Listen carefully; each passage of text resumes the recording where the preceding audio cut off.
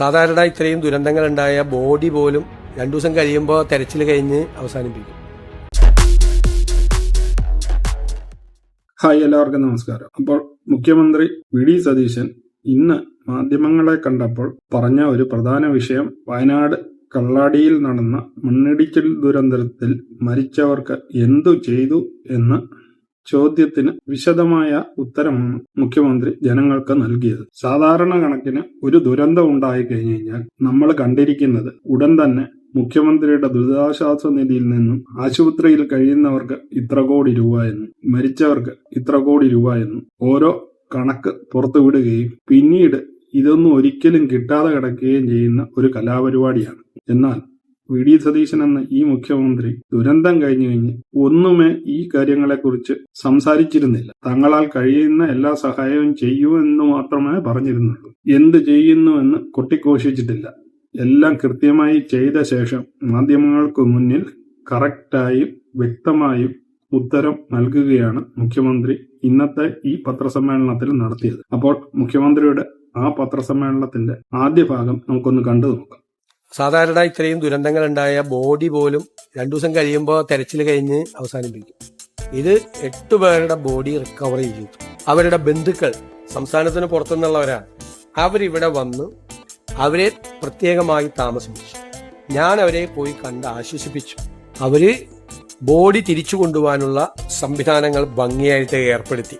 അവിടുത്തെ റീഹാബിലിറ്റേഷൻ, പുനരധിവാസം ഭംഗിയായിട്ട് ചെയ്തു. അപകട മേഖലയിൽ നിന്ന് ആളുകളെ മുഴുവൻ ഷിഫ്റ്റ് ചെയ്തു. കമ്പനിയുമായി നമ്മുടെ മന്ത്രിമാര് ചർച്ച ചെയ്ത് ഗവൺമെന്റ് കൊടുത്ത നഷ്ടപരിഹാരം കൂടാതെ അതിനേക്കാൾ കൂടിയ നഷ്ടപരിഹാരം കമ്പനിയെ കൊണ്ട് കൊടുപ്പിക്കാൻ ധാരണയാക്കി. അവരുടെ ഇൻഷുറൻസ് അടക്കമുള്ള തുകകൾ അവർക്ക് കൊടുക്കാനുള്ള സംവിധാനം ഉണ്ടാക്കി. അവരുടെ ബോഡി എംബാം ചെയ്ത് കൊച്ചിയിൽ എത്തിച്ച് പ്രത്യേക വിമാനത്തിൽ അവരുടെ നാട്ടിൽ എത്തിച്ചു. മുഴുവൻ നടപടിക്രമങ്ങളും വളരെ ഭംഗിയാക്കി ഗവൺമെന്റ് 2 മന്ത്രിമാരുടെ നേതൃത്വത്തിൽ ജില്ലാ ഭരണകൂടം ഉൾപ്പെടെയുള്ള ആളുകൾ ഒരുമിച്ച് നിന്നുകൊണ്ട് പൂർത്തിയാക്കി. 8 പേര് മരിച്ചുപോയ ഈ സംഭവത്തിൽ 8 പേരുടെയും ബോഡി തപ്പിയെടുക്കുകയും അത് കറക്റ്റായിട്ട് മരിച്ചവർ എല്ലാം കേരളത്തിന് പുറത്തുള്ള മനുഷ്യരായിരുന്നു. എല്ലാവരുടെയും മൃതദേഹങ്ങൾ അവരവരുടെ നാട്ടിൽ എത്തിച്ചു കൊടുക്കുകയും കൂടാതെ അവരുടെ നാട്ടിൽ നിന്നും അവരുടെ ബന്ധുക്കാരെ ഇവിടെ എത്തിച്ച് അവരോട് മുഖ്യമന്ത്രി നേരിട്ട് സംസാരിച്ചുവെന്നും മുഖ്യമന്ത്രി ഈ വാർത്താ സമ്മേളനത്തിൽ വെളിപ്പെടുത്തുകയാണ്. ഇതിനു മുമ്പ് ഇതിനെക്കുറിച്ചൊന്നും ഒരു മാധ്യമങ്ങൾക്കും അറിവില്ലായിരുന്നു എന്തൊക്കെ ചെയ്തിരുന്നുവെന്ന്. എന്നാൽ മുഖ്യമന്ത്രി ഈ വാർത്താ സമ്മേളനത്തിലൂടെ എല്ലാം വിശദമായി പറയുകയാണ്.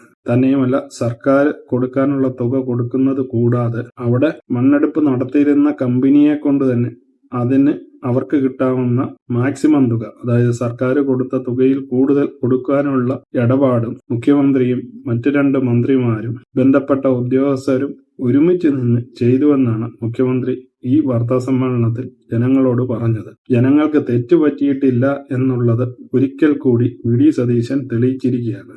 കാരണം കഴിഞ്ഞ ദിവസം വൈകുന്നേരത്തെ ഏറ്റവും വലിയ വിഷയമായിരുന്നു DGP ആയിട്ട് അജിത് കുമാറിനെ നിയമിക്കുന്നതിനെ കുറിച്ച് ഏഷ്യാനെറ്റ് വരെ ചർച്ച ചെയ്ത് വി.ഡി. സതീശൻ തന്നിഷ്ടം കാണിക്കുകയാണ് എന്ന രീതിയിൽ പറയുമ്പോഴും ജനങ്ങളുടെ മനസ്സിൽ ഇങ്ങേര് വളരെ ഉള്ളിലേക്ക് കയറിയ അവസ്ഥയിൽ തന്നെയാണ്. കൃത്യം, വ്യക്തം, ഇതുപോലെ സാധാരണക്കാരായ ജനങ്ങൾക്ക് മനസ്സിലാകുന്ന രീതിയിൽ ഒരു സംഭവത്തിനെ വിശദീകരിച്ച് കൊടുക്കുന്ന ഒരു മുഖ്യമന്ത്രിയെയാണ് ജനങ്ങൾ ഇന്ന് വിജയിപ്പിച്ചു വിട്ടതെന്ന് നിസ്സംശയം പറയാൻ പറ്റും. സാധ്യമായതെല്ലാം ചെയ്തു കഴിഞ്ഞ ശേഷം ജനങ്ങളോട് അത് വിവരിക്കുന്ന മുഖ്യമന്ത്രി ഒരുപക്ഷെ ഇതാദ്യമായിട്ടായിരിക്കും നമ്മൾ കാണുന്നത്.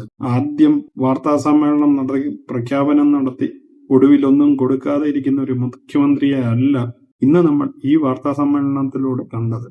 തന്റെ മന്ത്രിസഭയ്ക്കും തനിക്കും ചെയ്യാൻ കഴിയാവുന്ന എല്ലാ കാര്യങ്ങളും ചെയ്ത ശേഷം അത് അഭിമാനപൂർവ്വം ജനങ്ങളുടെ മുന്നിൽ അവതരിപ്പിച്ച് കയ്യടി നേടുക എന്ന സതീശന്റെ ഈ ബുദ്ധി കൊണ്ട് പൊതുജനത്തിന്റെ മുഴുവൻ സപ്പോർട്ടും ഇങ്ങേർക്ക് തന്നെ കിട്ടും എന്നുള്ളതിന് ഒരു സംശയവുമില്ല.